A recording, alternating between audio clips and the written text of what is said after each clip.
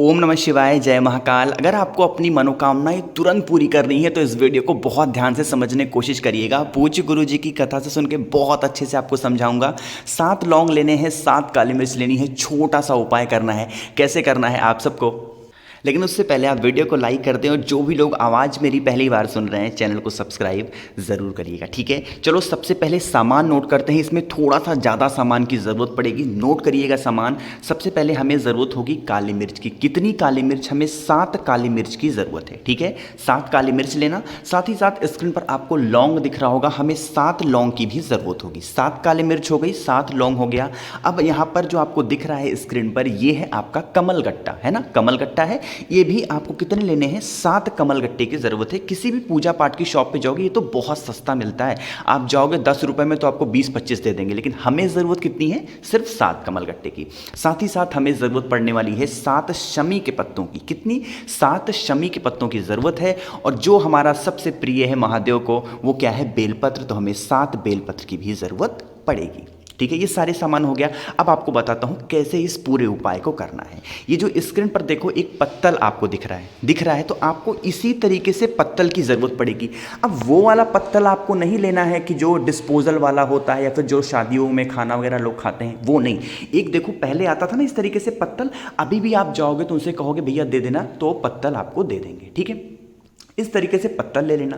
अब इस पत्तल को चाहो तो थाली में रख सकते हो ताकि उठाने में आसानी रहेगा। तो इस पत्तल को थाली में रखना, और जो आपके हाथ में सबसे पहले 7 बेलपत्र है ना, उस 7 बेलपत्र को आपको कुछ इस तरीके से सजाना है। सजाने का मतलब कि जो बेलपत्र की डंडी होगी वो एक दूसरे से टच होनी चाहिए। देखो यहाँ पे स्क्रीन पर दिख रहा है ना, बिल्कुल सीधा सीधा आपको रखना है, एकदम टच होनी चाहिए बेलपत्र। देखो 7 दिख रहा है ना, इसी तरीके से होना चाहिए।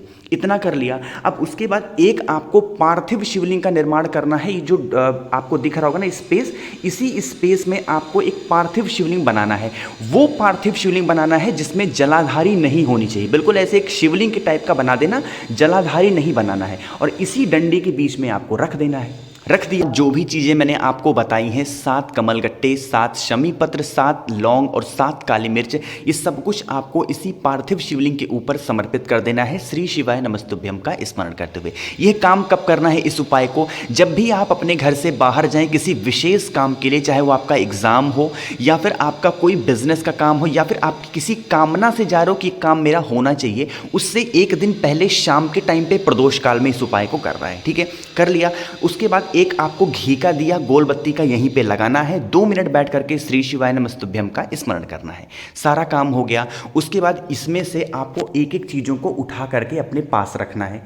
एक शमी पत्र, एक कमलगट्टा, एक काली मिर्च और एक लौंग, इतना उठा लिया। बाकी चीज़ों को लेकर के आपको जाना है किसी नदी, तालाब, सरोवर में, ठीक है। लेके जाना और पत्तल के साथ आपको श्री शिवाय नमस्तुभ्यम का स्मरण करते हुए अघोरेश्वर महादेव, किसका नाम? अघोरेश्वर महादेव का ध्यान करते हुए अपनी कामना कहते हुए विसर्जन करना। लेकिन विसर्जन करने से पहले जो 7 बेलपत्र आपने नीचे सजा रखी है, उन 7 बेलपत्र में से एक बेलपत्र को आपको निकाल लेना है, उठा लेना है और बाकी चीज़ों को समर्पित कर देना। जो थाली आपके हाथ में है, थाली अपने घर पे वापस ले आना। अब जो आपके हाथ में क्या क्या बचा है, एक बेलपत्र होगी, एक शमी पत्र होगी, एक कमलगट्टा होगा, एक लौंग होगा और एक काली मिर्च होगी। ये सारी चीज़ें हैं। ये क्या करना, जहाँ पर भी आप बैठ करके पढ़ते थे या फिर जहाँ पर भी आप बैठ के अपना काम करते थे, उस कमरे में क्या करेंगे, एक कटोरी में रख देंगे। अपने घर पे बता देंगे कि मैंने पूजन किया है, इसको यहाँ पर रखा हुआ है, इसको कोई छूना नहीं। और उसके बाद उसका हाथ जोड़ करके नमन करके कटोरी को छू करके आप किसी एग्ज़ाम के लिए जा रहे हैं, चले जाना अगले दिन, या फिर किसी व्यापार के लिए, किसी भी काम के लिए जा रहे हो, चले जाना। आपका वो काम निश्चित पूरा ज़रूर होगा। वापस आएंगे, फिर से नमन करेंगे और ले जा करके किसी नदी, तालाब, सरोवर में आप विसर्जन कर दीजिएगा। करके देखेंगे इस उपाय को, आपकी जो भी विश होगी पूरी ज़रूर होगी। थोड़ी सी वीडियो बड़ी ज़रूर बनी है, तो कोशिश तो की है मैंने अच्छा समझाने की। वीडियो पसंद आई हो तो लाइक कर दीजिए। अगर आपको इसमें कुछ समझ में नहीं आया तो आप उसके लिए बिल्कुल परेशान ना हो, नीचे कमेंट में आप पूछ लीजिए, मैं रिप्लाई आप सबको दे दूंगा। मुझसे फ़ोन पे बातें करनी है तो इंस्टाग्राम पे फॉलो कर लो, द नेचुरल प्लैनेट 108। और हाँ, अगर आपको व्हाट्सएप पे जुड़ना है, डिस्क्रिप्शन में लिंक दे रखा है, व्हाट्सएप पे भी जुड़ सकते हैं। आवाज़ जो भी लोग पहली बार सुन रहे हैं, चैनल को सब्सक्राइब ज़रूर करिएगा। ओम नमः शिवाय, जय महाकाल।